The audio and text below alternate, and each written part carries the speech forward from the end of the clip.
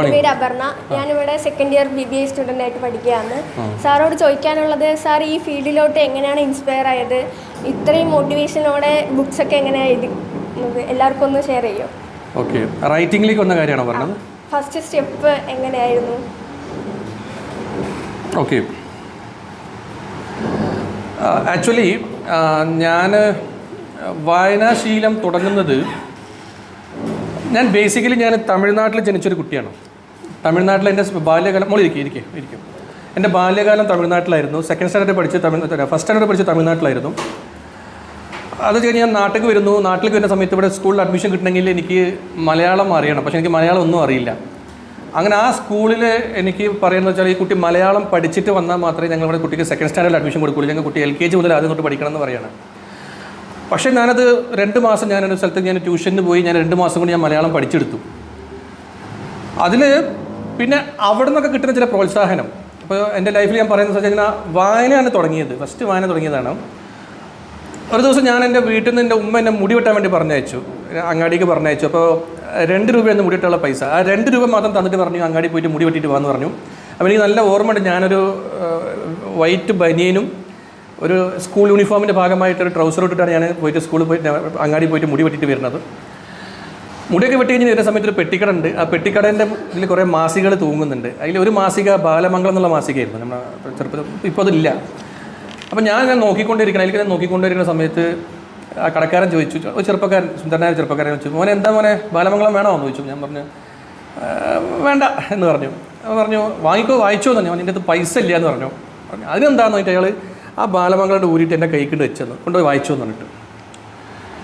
പക്ഷെ ഞാനത് വാങ്ങിയിട്ട് ഞാൻ ഇയാളെ മുഖത്തേക്ക് നോക്കുകയാണ്, ഇത് ഇയാൾ സീരിയസ് ആണെന്ന് പറഞ്ഞു. മോനെ പൈസ പിന്നെ എന്താ നീ പൊയ്ക്കുമെന്ന് പറഞ്ഞിട്ട് എന്നെ പറഞ്ഞേക്കാണ്. എൻ്റെ ലൈഫിൽ ഒരു ടേണിംഗ് പോയിൻ്റ് ആയിരുന്നു ആ ഒരു നിമിഷം.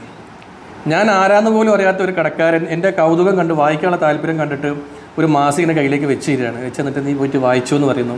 ഞാനത് വീട്ടിൽ പോകുമ്പോൾ ഉമ്മ ഒരുപാട് ചീത്ത പറയുകയാണ്, എൻ്റെ പൈസ എവിടെ നിന്ന് കിട്ടിയെന്ന് വെച്ചാൽ ഞാൻ പറയുന്നത്, ആ കടക്കാരൻ വെറുതെ തന്നിട്ടാണ്, നീ ഇങ്ങനെ കണ്ണി കണ്ട സ്ഥലത്ത് പോയി ഒന്ന് ഫ്രീ ആയിട്ട് വാങ്ങിയിട്ട് വരികയാണോ, അതിൽ പൈസ കൊണ്ടേ കൊടുക്കുന്ന ഉമ്മ പൈസ തന്നത് കൊണ്ടേ കൊടുപ്പിച്ചെന്നെ കൊണ്ട്. പിന്നീട് അങ്ങോട്ട് ഓരോ ആഴ്ചയിൽ ഇങ്ങനെ വായിക്കാനുള്ള താല്പര്യം ഇങ്ങനെ വന്നുകൊണ്ടിരുന്നു. ബാലമംഗളം, ബാലരാമ ഒക്കെ വന്നിങ്ങനെ കൂടി പിന്നെ വലിയ വലിയ പുസ്തകങ്ങളിലേക്കായി. ഗ്രാജുവലി പിന്നെ കുറച്ചാണ്ട് കഴിയുമ്പോൾ നമ്മൾ ലൈബ്രറി തന്നെ കൂടുതൽ സമയം സ്പെൻഡ് ചെയ്യുന്ന ഇതായി. അപ്പോൾ ഞങ്ങളുടെ നാട്ടിലെ ലൈബ്രറിനോട് പറഞ്ഞിട്ട് ചാവി എൻ്റെ കയ്യിൽ നിൽക്കുന്ന സാഹചര്യം വരെ ഉണ്ടായി. ലൈബ്രറി ഞാൻ തുറക്കുന്നു, ഞാൻ തന്നെ കുറച്ച് സമയം സ്പെൻഡ് ചെയ്യുന്നു. ആരെങ്കിലും ബുക്ക് എടുക്കുന്നു, ഞാൻ എടുത്ത് കൊടുക്കുന്നു. അപ്പോൾ അയാൾ പ്ലംബറും കൂടിയാണ്. അപ്പോൾ അയാൾ പ്ലംബിങ്ങിൻ്റെ പണിക്ക് പോകും. ശമ്പളം കിട്ടുന്നത് അയാൾക്കാണ്, ലൈബ്രറിൻ്റെ പണീൻ്റെ ശമ്പളം കിട്ടുന്നത് അയാൾക്കാണ്. പക്ഷേ ജോലി ചെയ്യുന്നത് ഞാനാണ്. പക്ഷേ എനിക്കുള്ള ഉദാഹരണം എന്താ വെച്ചാൽ, അവിടെ ഒരുപാട് പുസ്തകങ്ങൾ വായിക്കാൻ പറ്റും. അതായിരുന്നു അവിടെ. അപ്പോൾ തിപ്പറങ്കോട് പഞ്ചായത്ത് ലൈബ്രറി കുറച്ച് ഭയങ്കര ഫേമസ് ആണ്. അപ്പോൾ അവിടെ ഇരുന്നിട്ട് ഏറ്റവും കൂടുതൽ പുസ്തകങ്ങൾ വായിച്ചിട്ടുള്ള ഒരാൾ ഞാൻ തന്നെ ആയിരിക്കും. അങ്ങനെ വായിക്കുന്നു. കുറേ കഴിയുമ്പോൾ എഴുതാനുള്ള പ്രേരണ വരുന്നു. അങ്ങനെ പതുക്കെ എഴുതി തുടങ്ങുകയാണ്. എഴുതുന്ന ആൾക്കാർക്ക് നമ്മുടെ സ്കൂളിലൊക്കെ കിട്ടുന്നൊരു ആദരം ഉണ്ടല്ലോ. പ്രത്യേകിച്ച് ഈ ചെറുകഥാ മത്സരം, കഥാമത്സരമൊക്കെ ഉണ്ടാകുന്ന സമയത്ത് വേറെ ആരും അധികം ആൾക്കാർ പങ്കെടുക്കാനുണ്ടാവില്ല. അപ്പോൾ നമ്മളെന്ന് വെച്ചാൽ ഞാൻ അതിലൊക്കെ കയറി പേരെടുക്കും. മെയിൻ സംബന്ധിച്ച് പഠിക്കാൻ കുറച്ച് കുഴപ്പമില്ലായിരുന്നു. അപ്പോൾ ക്ലാസ് കട്ട് ചെയ്യാം ആ പേരും പറഞ്ഞിട്ട് ഇങ്ങനെ പോയിരിക്കാൻ വേണ്ടി ആ ഒരിതാണ് പോണത്. പോകുന്നു, നമ്മൾ എന്തെങ്കിലുമൊക്കെ എഴുതി വെക്കുന്നു. പക്ഷേ റിസൾട്ട് വരുമ്പോൾ എന്തെങ്കിലും സമ്മാനം നമുക്ക് ഉണ്ടാകും. പിന്നെ ടീച്ചേഴ്സൊക്കെ നിനക്കൊരു റൈറ്റിംഗ് സ്കില്ലുണ്ട്, നീ അത് കൂടുതലായിട്ട് എഴുതണം എന്നൊക്കെ പറഞ്ഞ് അവരെന്നെ പ്രോത്സാഹിപ്പിക്കാനൊക്കെ തുടങ്ങി. അതിനെ വന്നു വലിയൊരു വഴിത്തിരിവ്. എൻ്റെ ഉള്ളിൽ ഒരു എഴുത്തുകാരൻ ഉണ്ട് എന്നുള്ളൊരു തിരിച്ചറിവ് എനിക്കുണ്ടായ ഒരു സന്ദർഭം എപ്പോഴാണെന്ന് വെച്ച് കഴിഞ്ഞാൽ, ഒരു വർഷം ഓണപ്പരീക്ഷ കഴിഞ്ഞിട്ട് ഞാൻ ഒരു 2 ദിവസം ലേറ്റായിട്ടാണ് സ്കൂളിലേക്ക് തിരിച്ചെത്തുന്നത്. ഓണപ്പരീക്ഷ കഴിഞ്ഞ് സ്കൂളൊക്കെ റീഓപ്പൺ ചെയ്തു. അപ്പോൾ ഞാൻ 7th മറ്റോ പഠിച്ചുകൊണ്ടിരിക്കുകയാണ്. അപ്പോൾ റീഓപ്പൺ ചെയ്തു. ഞാൻ വെക്കേഷൻ കഴിഞ്ഞ് ഞാൻ 2 ദിവസം ലേറ്റായിട്ട് സ്കൂളിൽ എത്തിയപ്പോൾ കുട്ടികളൊക്കെ എന്നെ ഭയങ്കരമായിട്ട് ഇങ്ങനെ ഭയങ്കര ഒരു താരപരിവേഷത്തോട് എന്നെ സ്വീകരിക്കുകയാണ്. അപ്പോൾ ഞാൻ എന്താ സംഭവം വെച്ചപ്പോൾ അവിടെ സംഭവം ഉണ്ടായി. നമ്മുടെ മലയാളം മിസ് ലൂസി മിസ് ഇവിടെ ആൻസർ പേപ്പർ വിതരണം ചെയ്തിട്ടുണ്ടായിരുന്നു. എല്ലാവർക്കും ആൻസർ പേപ്പർ വിതരണം ചെയ്തതിന് ശേഷം നിൻ്റെ പേപ്പർ പ്രത്യേകം എടുത്ത് പരാമർശിക്കുകയും അതിലെ നിൻ്റെ അവസാനത്തെ എസ്സേ ഒരു കുട്ടിയെ കൊണ്ട് വായിപ്പിക്കുകയും ചെയ്തു. അപ്പോൾ ബിമിഷ എന്നൊരു കുട്ടിയെ കൊണ്ട് ആ മേഡം ആ ലേഖനം വായിപ്പിച്ചിരിക്കുകയാണ്. അതായത് ആ ചോദ്യം ഇങ്ങനെയായിരുന്നു, നിങ്ങൾ ഓണം എങ്ങനെ ആഘോഷിച്ചു എന്നതിനെ കുറിച്ചിട്ട് കൂട്ടുകാരനൊരു കത്ത് എഴുതുക. ഇതായിരുന്നു എസ്സേ. അപ്പോൾ എനിക്ക് വേറെ ഒന്നും എഴുതാനില്ല, വേറെ ഒന്നും പഠിച്ചിട്ടില്ല. അപ്പോൾ ഞാനിത് ഉള്ള സമയം മാക്സിമം ഉപയോഗിച്ച് എന്ത് ചെയ്തു, 2 മണിക്കൂർ കൊണ്ട് ഈ എസ്സേ മാത്രമാണ് ഞാൻ മാക്സിമം എഴുതിയിട്ടുള്ളത്. അപ്പോൾ എസ്സേ ഞാൻ നല്ല സമയം എടുത്ത് ഞാൻ നീട്ടി പരത്തി ഇങ്ങനെ എഴുതി. അത് ആ മിസ്സിന് ഇഷ്ടപ്പെട്ടപ്പോൾ മിസ്സ് ക്ലാസ്സിൽ വായിപ്പിക്കുകയാണ്. അപ്പോൾ അതിനെക്കുറിച്ച് ആ മാഡം പറഞ്ഞ ഫീഡ്ബാക്ക് അതിൽ മിസ് മാത്രമല്ല ഒരുപാട് പേരെ കൊണ്ട് മറ്റ് ക്ലാസ്സിലെ ടീച്ചർമാരെ കൊണ്ട് അത് വായിപ്പിക്കുകയും എല്ലാവരും എന്നെ കാണുമ്പോൾ ജിം ഞാൻ നിങ്ങളുടെ എസ്സേ വായിച്ചു കേട്ടോ സൂപ്പറായിട്ടുണ്ട് എന്നൊക്കെ പറയുകയും ഒക്കെ ചെയ്തപ്പോൾ എനിക്കും എഴുതാൻ പറ്റില്ലേ എന്നുള്ളൊരു തോന്നൽ വരികയൊക്കെ ചെയ്യാണ്. ഇപ്പോഴും ഞാൻ ആ മിസ്സിൻ്റെ വീട് പേരാമ്പ്രയാണ്. ഇപ്പോഴും ഞങ്ങൾ അവിടെ പോയാൽ ഞാൻ മാഡത്തിനെ വിളിക്കുകയും സംസാരിക്കുകയും പറ്റുമെങ്കിൽ മീറ്റിംഗൊക്കെ ചെയ്യാറുണ്ട്. അപ്പോൾ ഞാൻ പറയുന്നത് എന്താണെന്ന് വെച്ച് കഴിഞ്ഞാൽ കുറച്ച് നല്ല ടീച്ചേഴ്സ്, കുറച്ച് നല്ല ഞാൻ നേരത്തെ പറഞ്ഞ കടക്കാരനെ പോലെ കുറച്ച് നല്ല മനുഷ്യന്മാരൊക്കെ നമ്മുടെ ചുറ്റുമുള്ളത് കൊണ്ട് അവിടെ നിന്നൊക്കെ ഓരോ തീപ്പൊരിയായിട്ട് നമ്മുടെ ഉള്ളിൽ കിട്ടുന്ന ഈ വായനയുടെ ഒരു വസന്തം അത് പിന്നെ നിങ്ങളെ ഉള്ളിൽ കിടന്നെ പുഷ്പിച്ച് വലിയൊരു കാടായിട്ട് ഇങ്ങനെ വളരുകയാണ്. അത് ഗ്രാജുവലി നമ്മൾ നല്ലൊരു എഴുത്തിൻ്റെ ഒരു വഴിയിലേക്ക് കൊണ്ടുവരികയാണ്. ഇപ്പോൾ നല്ല എഴുത്തുകാരനാണോ എന്ന് വെച്ചാൽ എനിക്കറിയില്ല, അത് വായിച്ച ആൾക്കാരാണ് പറയേണ്ടത്. പക്ഷേ നമ്മുടെ ഉള്ളിലുള്ളൊരു ആശയത്തിനെ ഏറ്റവും തീക്ഷ്ണമായി ഏറ്റവും വൈകാരികമായ രീതിയിൽ നമ്മൾ വായിക്കുന്ന ആൾക്കാരിലേക്ക് എത്തിക്കാൻ പറ്റും എന്നുള്ളൊരു ആത്മവിശ്വാസം ഉണ്ട്. അപ്പോൾ ഞാനൊരു വെറും ഒരു ബാലരമ എന്നുള്ള അവസ്ഥയിൽ നിന്ന് ഇന്ന് ഏത് ലോക ക്ലാസിക്കുകൾ വരെ വായിക്കുന്നൊരു അവസ്ഥയ്ക്ക് എത്തിയതിൻ്റെ ഒരു പരിണാമമാണ് ഞാൻ ഇപ്പോൾ പറഞ്ഞത്. നിങ്ങളും അതുപോലെ തന്നെ നന്നായിട്ട് വായിച്ചു കഴിഞ്ഞാൽ നന്നായിട്ട് എഴുതാനുള്ള ഒരു പ്രേരണ നിങ്ങൾക്ക് ഉണ്ടാകും. നിങ്ങളൊരു 100 പേജെങ്കിലും വായിച്ചാലാണ് ഒരു പാരഗ്രാഫ് എഴുതാനുള്ള ഒരു കപ്പാസിറ്റി നിങ്ങൾക്ക് ഉണ്ടാവുക. അപ്പോൾ നന്നായിട്ട് വായിക്കുന്ന ആൾക്കാർക്ക് ഒരുപാട് രീതിയിലുള്ള മേന്മകൾ നമ്മുടെ സമൂഹത്തിൽ സംഭവിക്കും. അൾട്ടിമേറ്റ്ലി ഒരു ദിവസം നിങ്ങളുടെ പേഴ്സണൽ ലൈഫിലും പ്രൊഫഷണൽ ലൈഫിലും ഒരുപാട് ഗ്രോത്ത് ഉണ്ടാകും. മാത്രമല്ല അത് ultimately on A fine morning നിങ്ങളെ തന്നെ സ്വയം ഒരു എഴുത്തുകാരനാക്കിയത് മാറ്റുകയും ചെയ്യും. ഇതാണ് എൻ്റെ ഒരു യാത്ര. Okay, thank you. എൻ്റെ പേര് സെൽവ. ഇപ്പോൾ ഇന്നത്തെ കാലത്ത് കുറേ AI ടൂൾസ് ഉണ്ട്, ലൈക്ക് ChatGPT ഒക്കെ.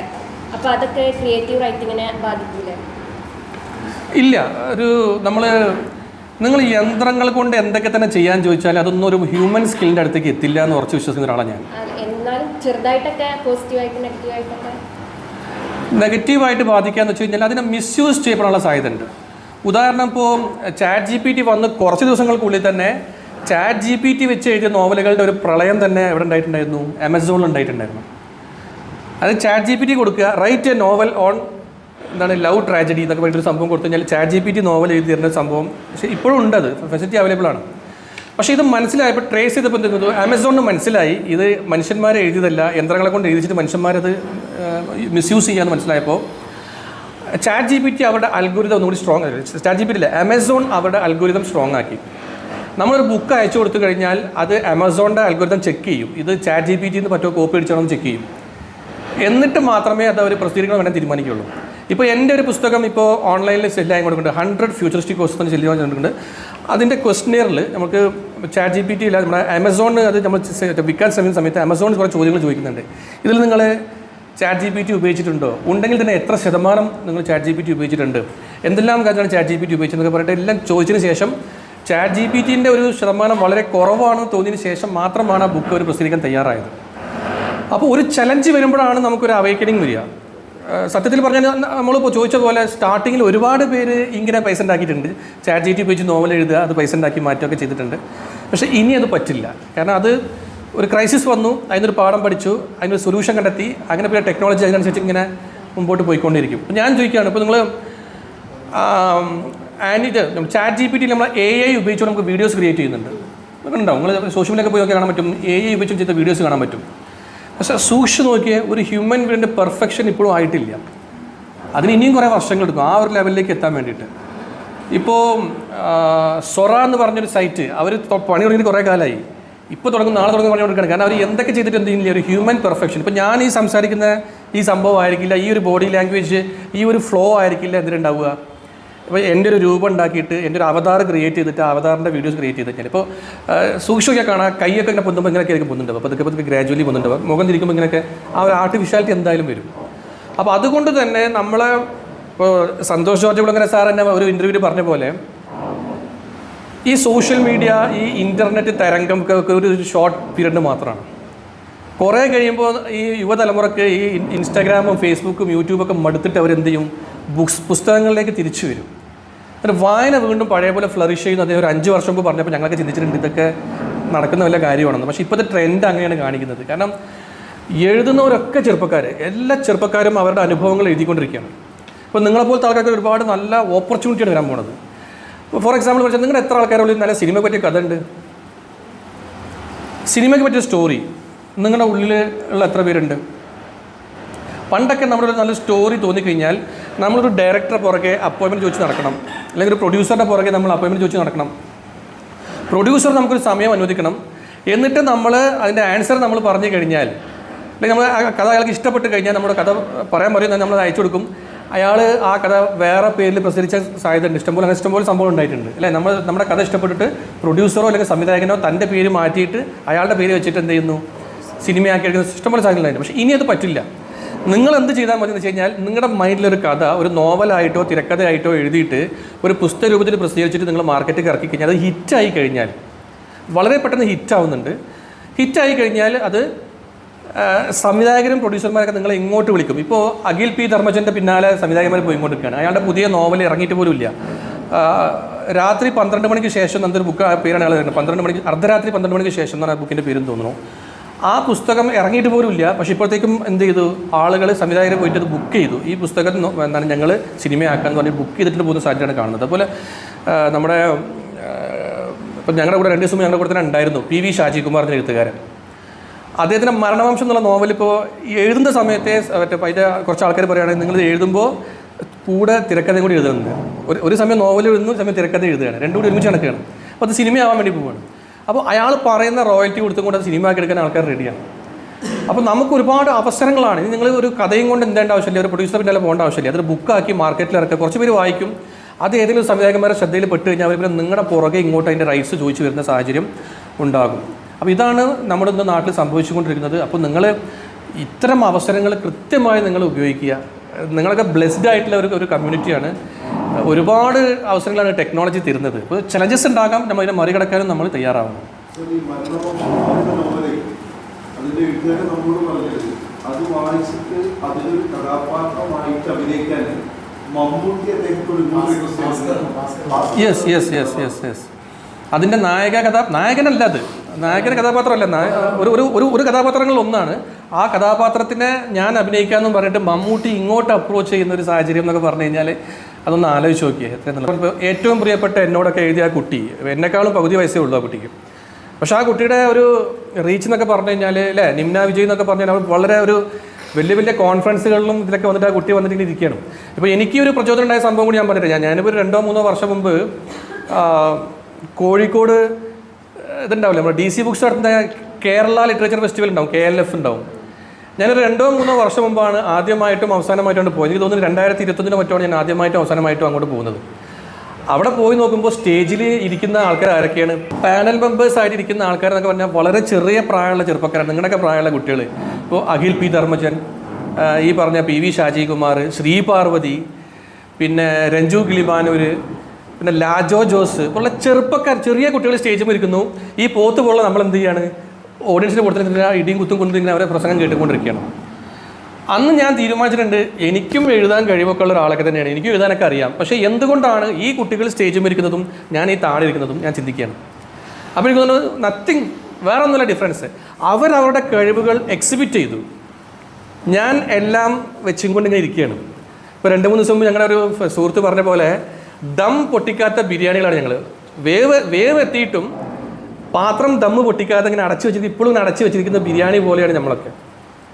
കഴിവുകൾ എല്ലാവർക്കും നമ്മളത് എക്സിബിറ്റ് ചെയ്യുന്നില്ല, അവർ എക്സിബിറ്റ് ചെയ്തു, അവർ വലിയ അതിൻ്റെ എപ്പിറ്റോമിലേക്ക് എത്തി. ഇപ്പോൾ ഈ PV ഷാജികുമാറും ഞാനും ഒരേ സമയം എഴുതാൻ തുടങ്ങിയ ആൾക്കാരാണ്. എനിക്ക് നല്ല ഓർമ്മയുണ്ട്. ഇപ്പം മാതൃഭൂമി ബാലഭക്തിയിലും മറ്റു മാസികകളിലൊക്കെ ഈ കുട്ടികൾക്കുള്ള സെക്ഷൻ ഉണ്ടാവും, വിദ്യാർത്ഥികൾക്കുള്ളൊരു കോൾ ഉണ്ടാവും.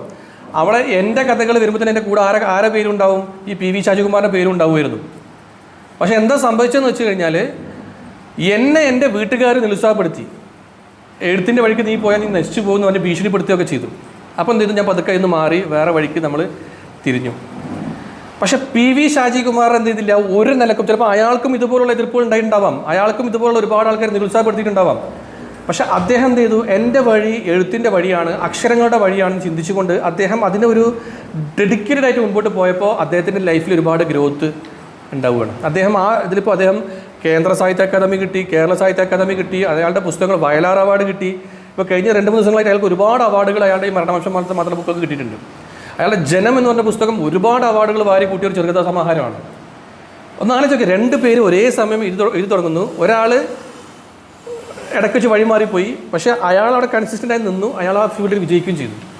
ഇത് ഏത് കരിയറിലും ഇങ്ങനെ തന്നെയാണ്. ഇപ്പോൾ നിങ്ങളിപ്പോൾ ഏവിയേഷൻ പഠിക്കുന്നുണ്ട്, അതുപോലെ നിങ്ങൾ എയർപോർട്ട് മാനേജ്മെൻ്റ് ഒക്കെ പഠിക്കുന്നുണ്ട്, നിങ്ങൾ അവിടെ തന്നെ ഫോക്കസ് ചെയ്ത് ഡെഡിക്കേറ്റഡ് ആയിട്ട് പോയി കഴിഞ്ഞാൽ ഉറപ്പായിട്ടും നിങ്ങൾക്ക് വിജയിക്കാൻ പറ്റും.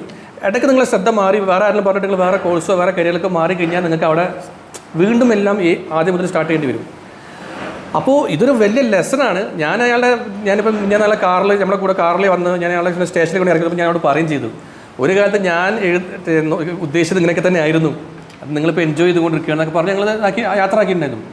ഞാൻ നിങ്ങളോട് പറയുന്ന ഒരു കാര്യം എന്താണെന്ന് വെച്ച് കഴിഞ്ഞാൽ റൈറ്റിംഗ് ഹാസ് ഇമ്മൻസ് ഓപ്പർച്യൂണിറ്റീസ്. ഇനി വരാൻ പോകുന്ന കാലഘട്ടത്തിൽ നിങ്ങളുടെ ഉള്ളിലുള്ള ആശയങ്ങളെ നിങ്ങൾ എത്ര പേര് കരുതുന്നത്, ഈ സ്നേഹം എന്നൊരു പുസ്തകം നിങ്ങൾ കേട്ടിട്ടുണ്ടോ പേര്? ഈ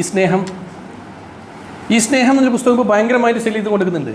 കാരണം എൻ്റെ പ്രായമുള്ള ഒരാൾക്ക് വായിച്ചു കഴിഞ്ഞാൽ ആ പുസ്തകത്തിൽ ഒന്നും തോന്നില്ല.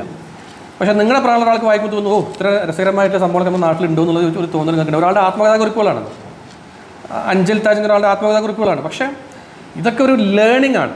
അപ്പം നിങ്ങൾ എന്തെല്ലാം ടെക്നോളജികൾ വന്നാലും പുസ്തകങ്ങൾക്ക് എന്ത് ചെയ്യാൻ പറ്റില്ല, അതിനൊരു പകരം വെക്കാൻ പറ്റില്ല.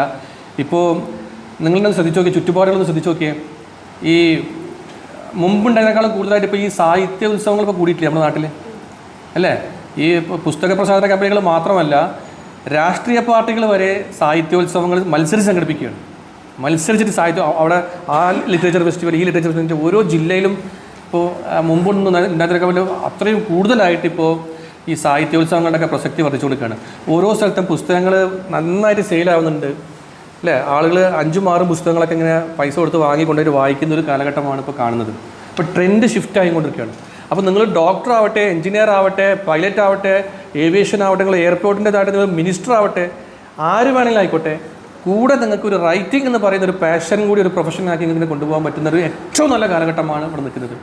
അപ്പോൾ എനിക്കൊക്കെ ചെറുപ്പത്തിൽ ഉണ്ടായപ്പോഴത്തെ ആ കൺഫ്യൂഷൻ, അല്ലെങ്കിൽ എൻ്റെ പാരൻസിൻ്റെ അനുഭവത്തെ ആ ഒരു പേടി നിങ്ങളുടെ പാരൻസിന് ഉണ്ടാവേണ്ട ആവശ്യമില്ല. കാരണം റൈറ്റിങ്ങിലൂടെ നല്ല കാശ് ഉണ്ടാക്കുന്ന ആളുകൾ നമുക്ക് ചുറ്റുമുണ്ട്, ഒരുപാട് പേര് നല്ല പൈസ ഉണ്ടാക്കുന്നുണ്ട്. ഇതാണ് ഇപ്പോഴത്തെ സിനാരിയോ. ഓക്കെ, എൻ്റെ പേര് അൻഷിത്. ഒരു ബെറ്റർ കമ്മ്യൂണിക്കേറ്റർ ആൻഡ് തിങ്കർ ആവാൻ ഡെയിലി ചെയ്യേണ്ട റൂട്ടീൻസ് എന്തൊക്കെയാണ്? Very good. ഒരു ബെറ്റർ കമ്മ്യൂണിക്കേറ്റ് കഴിഞ്ഞാൽ ഫസ്റ്റ് നിങ്ങൾ ചെയ്യുന്നത് എന്താ വെച്ചാൽ, ഒരു ഡെയിലി ഒരു അരമണിക്കൂറെങ്കിലും നിങ്ങൾ വായിക്കാൻ വേണ്ടി ചിലവാക്കണം. മിനിമം അരമണിക്കൂർ നിങ്ങൾ വായിക്കാൻ ചിലവാക്കണം എന്നാണ് ഞാൻ പറഞ്ഞത്. ഞാൻ നിങ്ങളൊക്കെ അനുഗ്രഹിക്കപ്പെട്ട തലമുറ എന്ന് പറയാനുള്ള കാരണം എന്താ വെച്ച് കഴിഞ്ഞാൽ, ഇന്ന് ഒരുപാട് മൊബൈൽ ആപ്പുകളുണ്ട്. ഞങ്ങളൊന്നും പോലെ ഒരു പുസ്തകം തേടി പിടിച്ച് പോയി അത് നിങ്ങൾ തിരഞ്ഞ് അന്വേഷിച്ച് പിടിച്ച് കണ്ടെത്തി കൊടുന്ന് പുസ്തകം ആദ്യം മുതൽ അവസാനം വരെ വായിക്കേണ്ട ആവശ്യമൊന്നുമില്ല.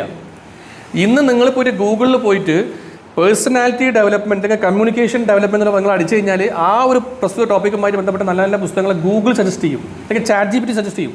നിങ്ങൾ അത് മാത്രം തിരഞ്ഞ് കണ്ടുപിടിച്ചാൽ മതി. ഇനി പേരറിഞ്ഞാലും ഞങ്ങളൊന്നും ചെയ്ത പോലെ ഈ പുസ്തകങ്ങൾ എവിടെ കിട്ടുന്ന അന്വേഷിച്ച് പോകേണ്ട ആവശ്യമൊന്നും നിങ്ങൾക്കില്ല. നിങ്ങൾ ഇതേപോലെ തന്നെ ഗൂഗിളിലൊക്കെ പോയി കഴിഞ്ഞാൽ ഇപ്പോൾ PDF ഓഷ്യൻ, അല്ലെങ്കിൽ ഓഷ്യൻ ഓഫ് PDF ഇതൊക്കെ അവിടെ പോയി കഴിഞ്ഞാൽ ഈ പുസ്തകം നിങ്ങൾക്ക് ഫ്രീ ആയിട്ട് ഡൗൺലോഡ് ചെയ്യാൻ പറ്റുന്ന സാഹചര്യങ്ങളുണ്ട്. ഒരുപാട് ഇംഗ്ലീഷ് പുസ്തകങ്ങൾ, ബെസ്റ്റ് സെല്ലർ പുസ്തകങ്ങൾ നിങ്ങൾക്ക് ഫ്രീ ആയിട്ട് നെറ്റിൽ നിന്ന് PDF ആയിട്ട് ഡൗൺലോഡ് ചെയ്യാൻ പറ്റുന്ന ഓപ്ഷൻസ് ഒക്കെ ഉണ്ട്. അത് പൈറസിയാണ്, പക്ഷേ ഞാൻ പറയാണ്. അപ്പോൾ നിങ്ങൾ എന്താവശ്യപ്പെടുന്നോ ആ കോണ്ടൻറ്റ് നിങ്ങൾക്ക് കിട്ടാനുള്ള അവസരങ്ങൾ വളരെ കൂടുതലാണ്. അതേപോലെ ഈ കുക്കു FM, ഓഡിബിളൊക്കെ പോലുള്ള സൈറ്റുകളിലൊക്കെ നിങ്ങൾ പോയി കഴിഞ്ഞാൽ ഒരു 500 പേജിലൊരു പുസ്തകം ഒരു 10 മിനിറ്റ് 15 മിനിറ്റ് ഇങ്ങനെ ഷോർട്ടാക്കിയിട്ട് സമ്മറി ആക്കിയിട്ട് തരാനുള്ള പിന്നെ ബെസ്റ്റ് കോണ്ടൻറ്റ് മാത്രം നിങ്ങൾക്ക് ഫിൽറ്റർ തരാനുള്ള ഓപ്ഷൻസ് ഇന്നുണ്ട്. അപ്പോൾ ഇതിനൊക്കെ നിങ്ങൾ ഉപയോഗിക്കുക. ഒരുപാട് നല്ല കാര്യങ്ങൾ നിങ്ങൾക്ക് ഇന്ന് കിട്ടും. ഞാൻ പറയുന്നത് മനസ്സിലായില്ലേ? ഇപ്പോൾ ഇന്ന് രാവിലെ എൻ്റെ ഒരു ഓൺലൈൻ സെഷൻ ഉണ്ടായിരുന്നു. 5:30ക്കാണ് ആ സെഷൻ. 5:30 സെഷനിൽ ഞാൻ പറയുന്ന കാര്യം എന്ന് വെച്ചിട്ടുണ്ടെങ്കിൽ, എനിക്ക് എങ്ങനെ സാധിച്ചു കഴിഞ്ഞ 8 വർഷം കൊണ്ട് കഴിയാതിരുന്നൊരു സംഗതി 2 വർഷം കൊണ്ട് ഞാൻ ഇങ്ങനെ 6 പുസ്തകം എൻ്റെ ഇറങ്ങാൻ പോകും. 2 പുസ്തകം ഇപ്പോൾ ഓൾറെഡി ഇപ്പോൾ ഇറങ്ങി, ഇനി ഒരു 4 പുസ്തകം ഇറങ്ങാൻ കിടക്കുകയാണ്. എങ്ങനെയാണ് ഈ 2 വർഷം കൊണ്ട് 6 പുസ്തകങ്ങൾ എഴുതുന്നുള്ള സംഭവം ഞാൻ അവിടെ വിത്ത് പ്രൂഫ് ഞാൻ കാണിച്ചു കൊടുത്തു. ഞാൻ ഇങ്ങനെ ചെയ്തപ്പോൾ എനിക്ക് ഇത്ര സമയം ഒരു ദിവസം കിട്ടി, എക്സ്ട്രാ കിട്ടി. അപ്പോൾ എനിക്ക് ആ സമയം റൈറ്റിങ്ങിലേക്ക് മാറ്റി വെക്കാൻ പറ്റി. അത് ഞാൻ ഇങ്ങനെ ചെയ്തപ്പോൾ എനിക്ക് 6 പുസ്തകങ്ങൾ റെഡിയായി എന്ന് പറഞ്ഞപ്പോൾ ഒരു വളരെ നല്ല, എപ്പോഴും ഞങ്ങൾക്ക് വാട്സാപ്പിൽ ഫീഡ്ബാക്ക് വന്നുകൊണ്ടിരിക്കുകയാണ്, സെഷൻ കേട്ട ആൾക്കാരുടെ ഫീഡ്ബാക്ക് വന്നുകൊണ്ടിരിക്കുകയാണ്.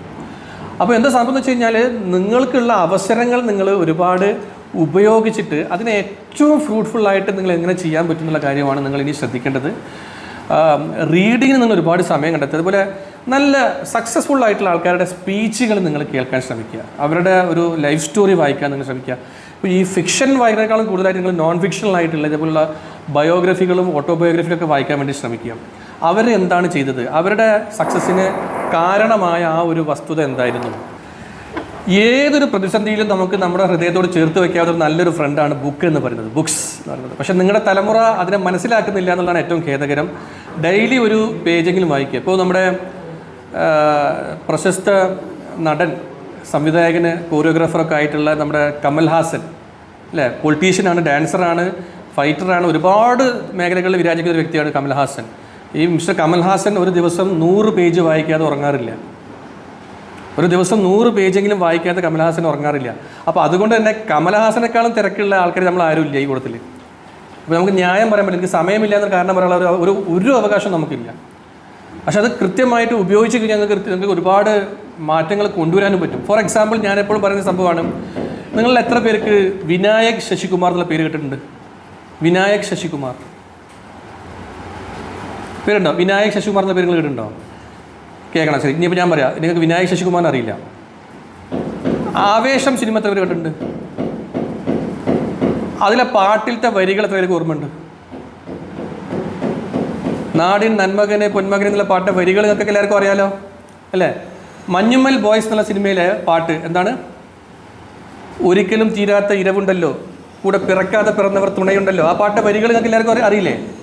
അറിയില്ലേ? ആ തുടക്കം എങ്ങനെയാണ്? ആ പാട്ടിൻ്റെ തുടക്കം എങ്ങനെയാണ്?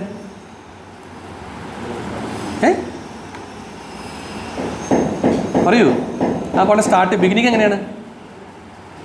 ഓക്കെ, രോമാഞ്ചം കണ്ടുണ്ടോ? സിനിമ കണ്ടുണ്ടോ? രോമാഞ്ചം കണ്ടുണ്ടോ? രോമാഞ്ചത്തിൻ്റെ പാട്ടുകളൊക്കെ ഇല്ലേ? അതായത് തലതെറിച്ചവർ ഒട്ടാകെ വാഴുന്ന കൊട്ടാരം വാഴുന്ന പറ്റുന്ന പാട്ടില്ലേ? ഈ പാട്ട്, ഇപ്പോൾ ഈ പറഞ്ഞ ഇല്ലുമിനാറ്റി എന്നുള്ള പാട്ട്, അതുപോലെ നമ്മുടെ മന്ദാകിനിയിലെ വട്ടയപ്പം എന്നുള്ളൊരു പാട്ട്, വളരെ ഫേമസ് ആയിട്ടുള്ള പാട്ട്, ഈ അടുത്ത കാലത്ത് ഹിറ്റായ സിനിമകളിൽ ഹിറ്റായ എല്ലാ പാട്ടുകളും എഴുതിയിട്ടുള്ളത് വിനായക് ശശികുമാർ എന്ന് പറയുന്ന ലിറിക്കിസ്റ്റാണ്. ഇയാളുടെ പ്രായം 24 വയസ്സാണ്. 24 വയസ്സ്. ഒരു സിനിമയ്ക്ക് ഇപ്പോൾ പാട്ട് എഴുതാൻ ഇയാൾ വാങ്ങുന്ന പ്രതിഫലം എന്ന് ഏകദേശം 25 ലക്ഷം രൂപയാണ് ഒരു സിനിമയ്ക്ക് പാട്ട് എഴുതാൻ. കാരണം ഇയാൾ പാട്ട് എഴുതിയാൽ പാട്ട് ഹിറ്റാവും, പടം ഹിറ്റാവും. സുശീൽ ശ്യാം എന്ന് പറയുന്ന മ്യൂസിക് ഡയറക്ടർ ഒരു പടം എഴുതുമ്പോൾ ഇയാൾ പറഞ്ഞാൽ വിനായക് ശശികുമാറാണ് പാട്ട് എഴുതുന്നതെങ്കിൽ ഞാൻ മ്യൂസിക് ഇടാമെന്നാണ് അയാൾ പറഞ്ഞത്. മനസ്സിലായില്ല? ഇപ്പോൾ നിങ്ങളിപ്പോൾ തിയേറ്ററിൽ കളിച്ചുകൊണ്ടിരുന്ന പടങ്ങൾ എടുത്താൽ പോലും വലിയൊരു പകുതിയോളം പടങ്ങളുടെ പാട്ട് എഴുതിയിട്ടുള്ളത് ആരാണ്?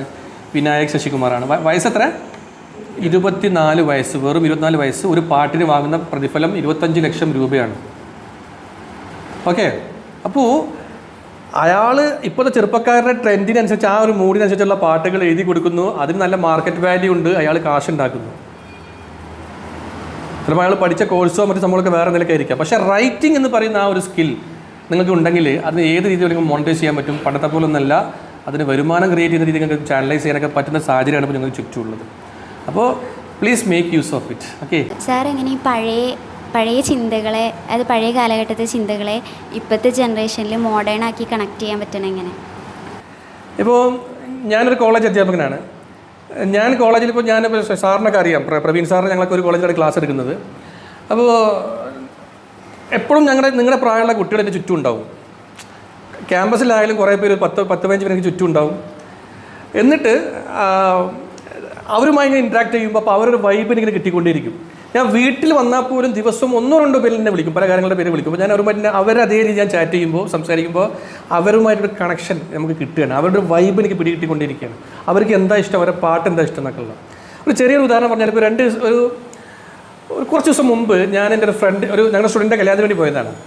കല്യാണത്തിന് വേണ്ടി പോയ സമയത്ത് അവിടെ എൻ്റെ സ്റ്റുഡൻസ് എല്ലാവരും ഉണ്ടായിരുന്നു. അപ്പോൾ എല്ലാവരും ആദ്യം തന്നെ വിളിച്ചു, ജൂനി സാർ ഉണ്ടാവുമല്ലോ എന്ന് വിളിച്ചാൽ ഞാൻ ഉണ്ടാവും എന്ന് പറഞ്ഞു. ഞങ്ങൾക്ക് അവിടെ പോയി നിൽക്കുന്ന സമയത്ത് അതിൽ കൂടുതൽ ഒരാളുടെ പ്രണയത്തിനെ പറ്റി സംസാരം വന്നു. എനിക്കൊരു പുതിയ പ്രണയം കണ്ട് സാറിന് സംസാരം വന്നപ്പോൾ സാറേ അവളോട് എന്താ പറഞ്ഞതെന്ന് ചോദിച്ചു. എന്താ പറഞ്ഞതെന്ന് വെച്ച് ഞാനാണ് അവളുടെ ലോകം എന്നാണ് അവൾ പറഞ്ഞതെന്ന് പറഞ്ഞു.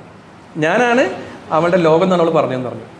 അപ്പോൾ തന്നെ ബാക്കിൽ നിന്ന് വേറെ പറയാണ്, എടാ സൂക്ഷിച്ചോടാ, 14 ലോകം എന്താ പറഞ്ഞിട്ടുള്ളത്, അതിൽ എത്രാമത്തെ നീ നിങ്ങൾ നോക്കിയാൽ മതി എന്ന് പറഞ്ഞു. അപ്പോൾ എല്ലാവരും ചിരിച്ചു, ഒരുമിച്ചാണ് ചിരിച്ചു.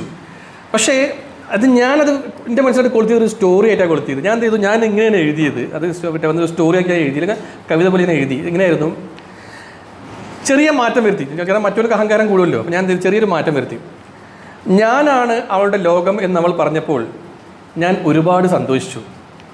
പിന്നെയാണ് അറിഞ്ഞത് അവൾക്ക് സ്വന്തമായി ഒരു സൗരയൂഥം തന്നെ ഉണ്ടെന്ന്, ഞാനതിലെ നവഗ്രഹങ്ങളിൽ ഒന്ന് മാത്രമാണെന്ന്. മനസ്സിലായില്ലേ? ആ പയ്യൻ പറഞ്ഞ ആശയത്തെ ഞാൻ വേറെ രീതിക്ക് ഞാൻ കൺവേർട്ട് ചെയ്തപ്പോൾ അതൊരു നല്ലൊരു കുറും കവിതയായിട്ട് മാറി. അങ്ങനത്തെ കുറേ കവിതകളുടെ ഒരു കൂട്ടമാണ് ഇതിലുള്ളത്. ഇന്നലെ എൻ്റെ കാമുകി മറ്റൊരുത്തരോടൊപ്പം ബൈക്കിൽ കറങ്ങുന്നത് കണ്ടു. പിടിച്ചു നിർത്തി ഒന്ന് പൊട്ടിക്കാനാണ് എനിക്ക് ആദ്യം തോന്നിയത്, പക്ഷേ കൂടെ എൻ്റെ ഭാര്യ ഉണ്ടായിപ്പോയി. ഇതൊരു കവിതയുണ്ട്, മനസ്സിലായോ? അപ്പോൾ പ്രണയത്തിൻ്റെ ഡിഫറെൻറ്റ് ഡയമെൻഷൻസ്, പ്രണയം എന്തോ ആനയാണ് ചേനയാണെന്ന് മാത്രം പറയുന്ന കവിതകളല്ല, അതൊക്കെ പൈങ്കിളി ആയി പോകും. അതിന് പകരം പ്രണയത്തിന് അനുകൂലിക്കുന്നവർക്കും പ്രതികൂലിക്കുന്നവർക്കും എല്ലാവർക്കും ഇഷ്ടപ്പെടുന്ന രീതിയിലുള്ള കവിതകൾ. ഇപ്പോൾ പ്രണയത്തിന് അനുകൂലിക്കുന്ന കവിതകൾ ഞാനിതിൽ എഴുതിയിട്ടുണ്ട്. ഫോർ എക്സാമ്പിൾ പറയുകയാണെങ്കിൽ, നിന്നിലേക്ക് പറന്നണയാൻ ചിറകുകളില്ലെങ്കിലും നിന്നെ കൂട്ടിലടച്ച് വെച്ചൊരു ഹൃദയമുണ്ട് എനിക്ക് എന്നുള്ളതാണ് ഒരു കവിത. വേറൊരു കവിത എന്താ വെച്ചിട്ടുണ്ടെങ്കിൽ, ഇനിയൊരു ജന്മമുണ്ടെങ്കിൽ എനിക്ക് നിൻ്റെ ഹൃദയമാകണം, ഒരിക്കലും മരിക്കാൻ വിടാതെ നിനക്ക് വേണ്ടി മിടിച്ചുകൊണ്ടേയിരിക്കണം.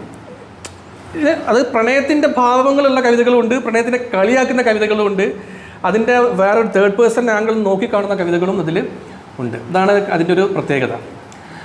അപ്പോൾ നമ്മളെപ്പോഴും എന്താ വെച്ചാൽ നമ്മുടെ ടാർഗറ്റ് ഓഡിയൻസ് ആരാണോ അവരെ നമ്മൾ മനസ്സിൽ കാണണം. അതൊരു സിനിമ എടുക്കുകയാണെങ്കിൽ പോലും എന്താ, നമ്മൾ ടാർഗറ്റ് ഓഡിയൻസിനെ നമ്മൾ മനസ്സിൽ കണ്ടിട്ട് വേണം സിനിമ എടുക്കാൻ. ഇപ്പോൾ പ്രേമലു ഫിലിം എടുത്ത ഒരാളെ സംബന്ധിച്ചോളം ഞാൻ പറയുന്നത് വെച്ചാൽ അയാൾ 100% അയാൾക്ക് ഉറപ്പുണ്ടായിരുന്നു എൻ്റെ ഫിലിം കാണാൻ പോകുന്ന ആൾ ആരാണെന്നുള്ളത്. അതുകൊണ്ടാണ് 5 കോടി താഴെ ഇൻവെസ്റ്റ്മെൻ്റ് എടുത്ത ഫിലിം 155 കോടി സമാഹരിച്ചത്, 175 കോടി സമാഹരിച്ച പടം. ഒന്ന് ആലോചിച്ച് നോക്കുക, 5 കോടി എവിടെ കിടക്കുന്നു, 175 കോടി എവിടെ കിടക്കുന്നു. അപ്പോൾ 2024 ടേൺ ഓവർ വൈസ് ഏറ്റവും കൂടുതൽ പൈസ ഉണ്ടാക്കിയത് ഈ സിനിമയാണെന്നാണ് പറഞ്ഞത്. ഏകദേശം എത്രയോ 740% എന്തുവാണ് പടത്തിൻ്റെ റിട്ടേൺ ഓഫ് ഇൻവെസ്റ്റ്മെൻറ്റ്. അപ്പോൾ ബിഗിനിങ് മുതൽ ആ സിനിമയുടെ ഓരോ രംഗവും നമുക്ക് പരിശോധിച്ചാൽ മനസ്സിലാക്കാൻ പറ്റും ഈ സിനിമ ആര് കാണുന്നു, അവരോട് എന്ത് പറയുന്നു. For example currency note, for example പറയുമ്പോൾ അതിൽ ആ ആദ്യം എന്നുള്ള ക്യാരക്ടർ നായികയ്ക്ക് ഒരു കറൻസി നോട്ട് കൊടുക്കുന്നുണ്ട്, ഗിഫ്റ്റായിട്ട്, ബർത്ത്ഡേ ഗിഫ്റ്റായിട്ട് കൊടുക്കുന്നുണ്ട്. 10 രൂപയുടെ നോട്ട് കൊടുക്കുന്നത്. 10 രൂപയോ എന്ന് പറയുന്നുണ്ട്. അടുത്ത സെക്കൻഡ് പറഞ്ഞിട്ട് അത് നായിക എക്സൈറ്റഡ് ആവണം. എന്താണ്, അവളുടെ ഡേറ്റ് ഓഫ് ബർത്ത് ആണ് അതിൻ്റെ കറൻസി നമ്പർ ആയിട്ട് വരുന്നത്. അത് പിന്നെ ഒരു ട്രെൻഡായി, മനസ്സിലായില്ലേ? അവർ പുതിയ ട്രെൻഡ് തുടങ്ങി വെക്കുകയാണ് ചെയ്യുന്നത്. അപ്പോൾ ഇതുപോലുള്ള ഇന്നോവേറ്റീവ് ആയിട്ടുള്ള സംഭവങ്ങൾ നമ്മൾ ഇൻകോർപ്പറേറ്റ് ചെയ്തുകൊണ്ട് പുതിയ ആൾക്കാർക്ക് എന്തെല്ലാം കാര്യങ്ങൾ കൊണ്ടുവരാൻ പറ്റുമോ അത് കൊണ്ടുവരാൻ ശ്രമിച്ചു കഴിഞ്ഞാൽ അല്ലെങ്കിൽ നമ്മുടെ ഫോർ എക്സാമ്പിൾ ഇപ്പോൾ എൻ്റെ അടുത്ത പുസ്തകം അങ്ങനെയല്ല. ഇപ്പോൾ ഉയരാമോ സംരംഭക രീതിയിൽ വായിച്ചാൽ അങ്ങനെയല്ല, അത് കുറച്ചുകൂടി സീരിയസ് ആണ്, മനസ്സിലാണ്ടോ? അത് ഗൗരവമേറിയ വായനക്കുള്ളൊരു പുസ്തകമായിട്ടാണ് നമ്മളതിനെ വിഭാവനം ചെയ്തിട്ടുള്ളത്. അപ്പോൾ ടാർഗറ്റ് ഓഡിയൻസിനെ ആദ്യം തീരുമാനിക്കുക, ഇത് ആര് വായിക്കാനുള്ള പുസ്തകമാണ്, ഇത് ആര് കാണാനുള്ള സിനിമയെന്ന് ആദ്യം തീരുമാനിക്കുക. അതിനനുസരിച്ച് നിങ്ങളുടെ ഭാഷയെ നിങ്ങൾ ഇന്ന് ട്വീക്ക് ചെയ്താൽ സംഗതി സക്സസ്ഫുൾ ആണ്. എനിക്കറിയേണ്ടത് സാറിൻ്റെ ഫസ്റ്റ് ബുക്കിനെ കുറിച്ചാണ്. എന്തായിരുന്നു സാറിൻ്റെ ഫസ്റ്റ് ബുക്ക്, അതിന് എക്സ്പീരിയൻസ് എന്തൊക്കെയായിരുന്നു? എനിക്കുള്ള ഏറ്റവും വലിയ ബ്ലെസ്സിങ് എന്താണെന്ന് വെച്ച് കഴിഞ്ഞാൽ ഒരുപാട് നല്ല അധ്യാപകരെ കിട്ടിയെന്നുള്ളതാണ് എൻ്റെ ഏറ്റവും വലിയ ബ്ലെസ്സിങ്. അതായത് കഴിവുള്ള ആൾക്കാരെ പ്രോത്സാഹിപ്പിക്കാൻ മനസ്സിലുള്ള കുറച്ച് അധ്യാപകരെ കിട്ടിയിട്ടുണ്ടായിരുന്നു. അപ്പോൾ അതുകൊണ്ട് ഞാൻ പഠിച്ചത് ഒരു ചെറിയൊരു കോളേജിലാണ്. കാരണം അത്ര വലിയ പഠിക്കാൻ പഠിക്കണമെന്നല്ലായിരുന്നു. ഞങ്ങളുടെ നാട്ടിലെ ഒരു ട്യൂട്ടോറിയൽ കോളേജ് പോലത്തെ കോളേജായിരുന്നു തിരൂർ ആർട്സ് കോളേജ് എന്ന് പറഞ്ഞാൽ, ഇപ്പോഴും ഉണ്ട്. അവിടെയാണ് ഞാൻ പഠിച്ചത്.